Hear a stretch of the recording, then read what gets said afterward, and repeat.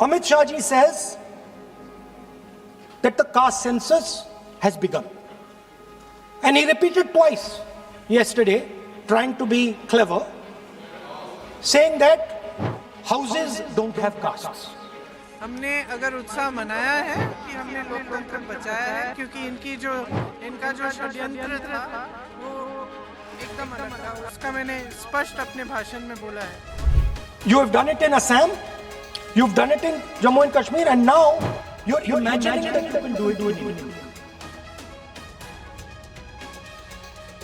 And for decades, the Women's Reservation Bill has been long promised, frequently discussed, perpetually delayed.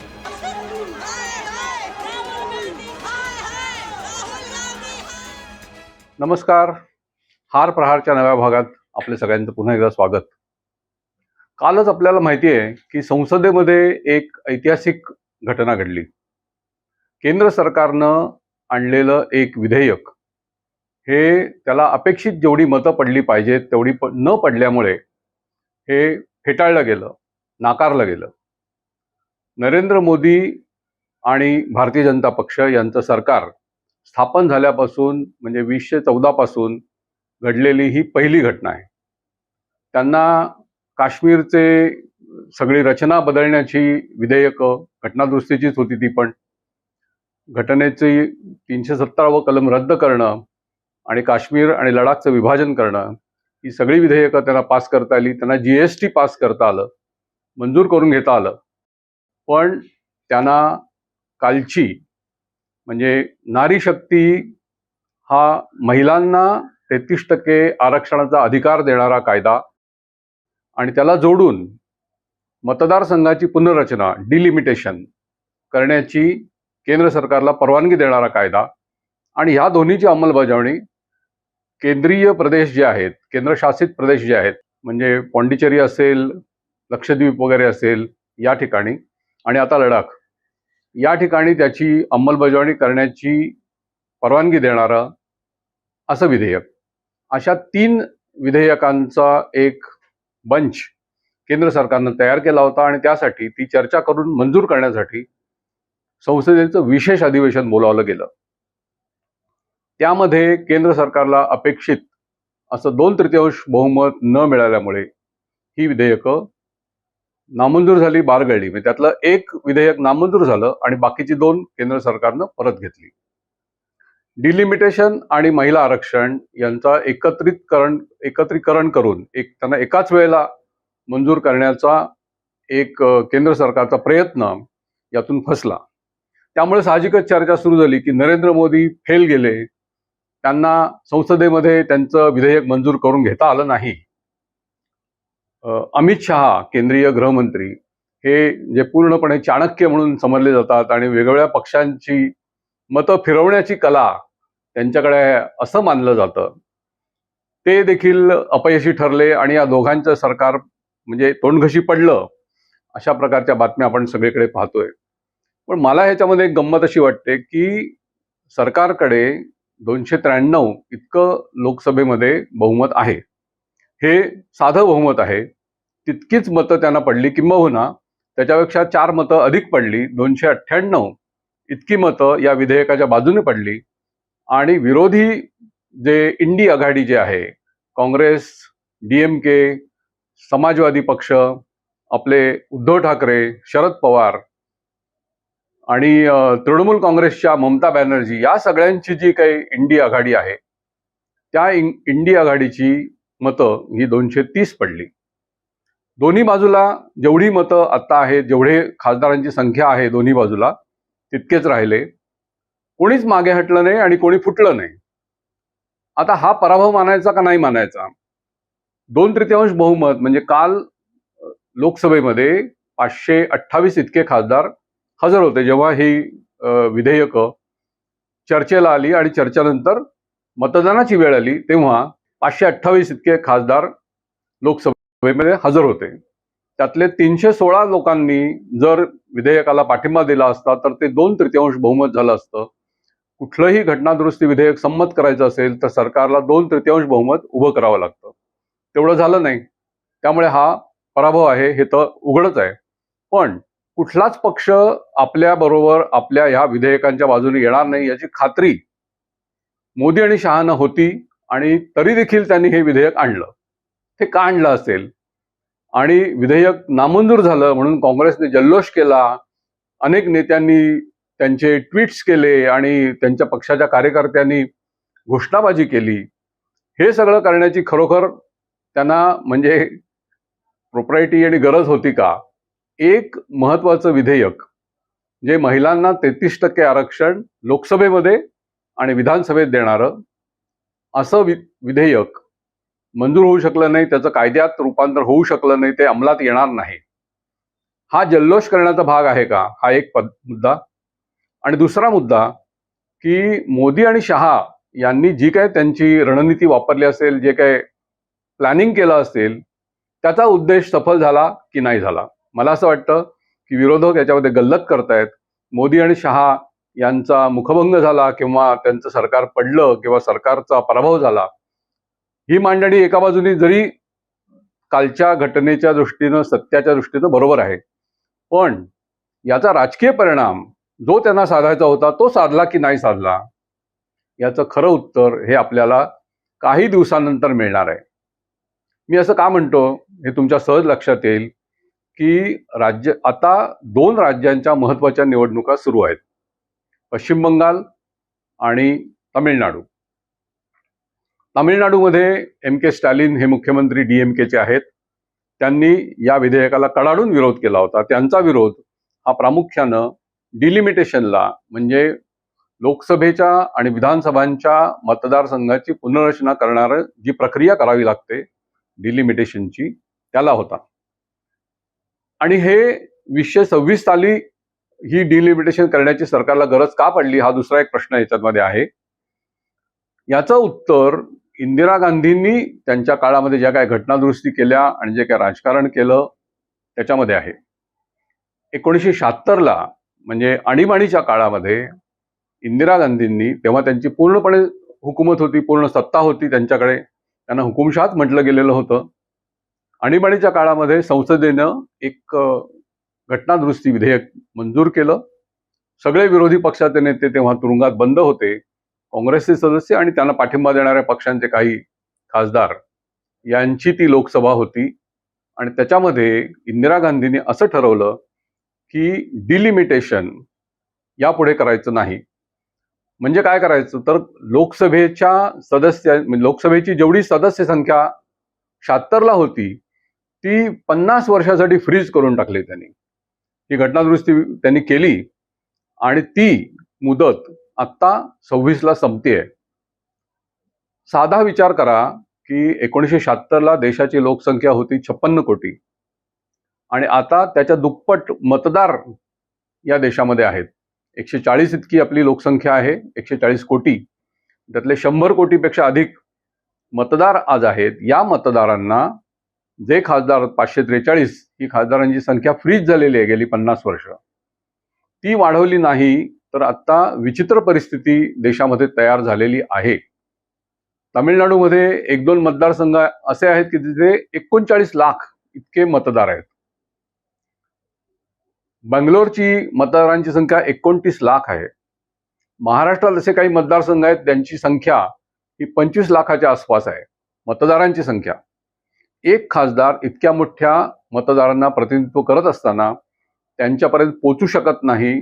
त्यांच्या अडीअडचणी समजून घेऊन खासदारांनी तर त्या लोकसभेत मांडाव्यात अशी जर जनतेची अपेक्षा असेल ती पूर्ण होऊ शकत नाही. त्यामुळं मर्यादित मतदारांचे मतदारसंघ तयार करणं ही काळाची गरज आहे. हे काम करताना घटनेमध्ये जे तरतुदी आहेत त्यानुसार त्याच्या आधीची उपलब्ध असलेली जनगणनेची आकडेवारी ती घेऊन डिलिमिटेशन करावं. काल सरकारनं जे विधेयक आणलं होतं ते जर डिलिमिटेशनचं विधेयक, मतदारसंघाची पुनर्रचना करण्याचं विधेयक हे जर मंजूर झालं असतं तर 2011 मध्ये जी जनगणना झाली त्याची आकडेवारी घेऊन त्या आधारानं हे मतदारसंघाची पुनर्रचना सहज शक्य झाली असती. मतदारसंघाची पुनर्रचना करणं हे कमीत कमी 3 ते 3.5 वर्षाचं काम असतं. त्यासाठी न्यायमूर्तीच्या दर्जाचे किंवा अतिशय वरिष्ठ असे, ज्याला राज्य प्रशासनामधले कॅबिनेट दर्जाचे सेक्रेटरी निवृत्त यांची समिती नेमलेली असते. ही समिती देशातल्या प्रत्येक लोकसभा मतदारसंघात जाते, तिथली परिस्थिती पाहते, लोकांच्या मागण्या समजावून घेते आणि त्यानंतर मतदारसंघाची पुनर्रचना करण्याचं काम केलं जातं. मतदारसंघांची संख्या वाढवायची हा त्या विधेयकाचा एक भाग आहे. सरकारने असं म्हटलं की 50% सदस्य संख्या आपल्याला वाढवावी लागेल. म्हणजे आता जे 543 इतके खासदार आहेत त्यांची संख्या ही 815 ते 850 या दरम्यान वाढवली जाईल.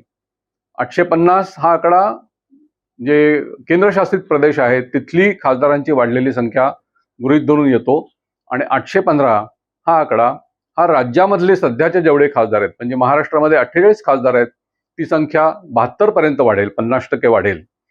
अशा प्रकारे तामिळनाडूचे वाढतील, केरळचे वाढतील, पश्चिम बंगालचे वाढतील, उत्तर प्रदेशचे वाढतील, सगळ्या ठिकाणचे खासदार 50% वाढतील. तामिळनाडूमध्ये के स्टॅलिन आणि त्यांच्या पक्षाने, त्याचप्रमाणे द्रविड संघटनांनी अशी भूमिका घेतलेली आहे की ही वाढ करताना तुम्ही आमच्यावर अन्याय करताय. उत्तरेतल्या राज्यातल्या खासदारांची संख्या प्रचंड वाढेल आणि मग आमच्यावरती तो राजकीय दबाव येईल. याला केंद्र सरकारनं कालच्या संसदेच्या चर्चेमध्ये स्पष्ट उत्तर दिलेलं आहे. अमित शहा यांनी सांगितलं की सध्याचं जे प्रमाण आहे, म्हणजे दक्षिणेचे खासदार आणि उत्तरेचे खासदार यांचं जे लोकसभेतलं टक्केवारीचं प्रमाण आहे ते कायम राहील, अशा प्रकारचीच रचना केली जाईल. सध्या दक्षिणेतली 5 राज्य म्हणजे आंध्र, तमिळनाडू, तेलंगणा, केरळ, कर्नाटक या राज्यातल्या खासदारांची संख्या 129 इतकी आहे. ती वाढून 159, त्यापेक्षा जास्त थोडीशी अशी होईल. ती झाल्यानंतर सध्याच्या खासदारांचं असणारं लोकसभेतलं प्रमाण हे 24.4% आहे. ते थोडंसं वाढतंय, म्हणजे 24.8% इतकं होईल. याचा अर्थ अजिबातच अन्याय होत नाहीये. पण ही बाब समजून न घेता निवडणुकीचं सध्याचं जे राजकारण आहे त्यात तमिळ विरुद्ध उत्तर भारतीय असा एक डाव, अशी एक नॅरेटिव्ह रंगवण्यासाठी के स्टॅलिन असतील, बाकीचे त्यांचे अन्य सहकारी असतील, यांनी हा प्रयत्न केला. त्यांनी काळे कपडे घालून निदर्शनं केली. स्टॅलिन यांनी तर त्या विधेयकाची प्रत ही पेटवली, हे आपण टीव्हीच्या पडद्यावर पाहिलं. हे सगळं होत असताना संसदेमध्ये चर्चा सुरू होती. महिलांना देण्याचं आरक्षण हे काँग्रेस आणि त्यांची आघाडी हे नाकारतंय, हे चित्र त्यातून स्पष्ट होत होतं. यांना मतदारसंघाची पुनर्रचनाच व्हायला नकोय असं चित्र यातून जनतेपुढे जातंय. आणि अर्थातच मतदारसंघांची संख्या जेव्हा वाढेल तेव्हा SC आणि ST म्हणजे आरक्षित जागांची संख्या, जे घटनेनं दिलेलं आरक्षण आहे ती संख्या नक्कीच वाढणार आहे.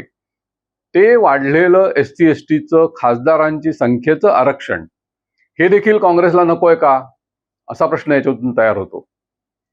मुलायम सिंग यांच्या पक्षाची मागे देखील ही भूमिका राहिलेली होती की महिलांना आरक्षण देऊ नका.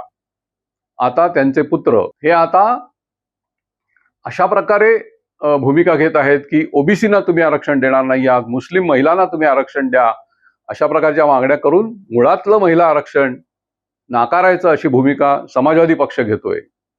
हे सगळं जे चाललेलं आहे हे जनतेच्या दृष्टीनं हितावह नाही असं मला वाटतं. आणि हे व्हायला पाहिजे, म्हणजे मतदारसंघाची पुनर्रचना नक्की व्हायला पाहिजे. त्याच्यासाठी तुम्ही आता 26ला सरकारचं विधेयक तुम्ही नाकारलेलं आहे. 2026 साली हे जे सरकारचं पास झालं असतं घटनादुरुस्ती विधेयक, तर ते डिलिमिटेशन सुरू झालं असतं आणि पुढच्या 3 वर्षात संपून 2029च्या निवडणुकीमध्ये नव्या खासदारांची संख्या, नव्याने मतदारसंघाची पुनर्रचना हे झालं असतं आणि त्याच वेळेला महिला आरक्षण देखील लागू झालं असतं. जर सध्या संसदेतल्या जागा 100 असतील तर त्या वाढून 150 झाल्या. याचा अर्थ 50% म्हणजे 33% आरक्षण द्यायचं, म्हणजे 50 जागा या महिलांसाठी राखीव होतील असं ते गणित होतं. महिला आरक्षण देत असतानाच डिलिमिटेशन करणं ही आता खरं काळाची गरज आहे. हे आता होत नाहीये. हे पुढे गेलेलं आहे. आता याचा विचार पश्चिम बंगाल आणि तामिळनाडूमधल्या महिला करतील का, हा यातला कळीचा मुद्दा आहे.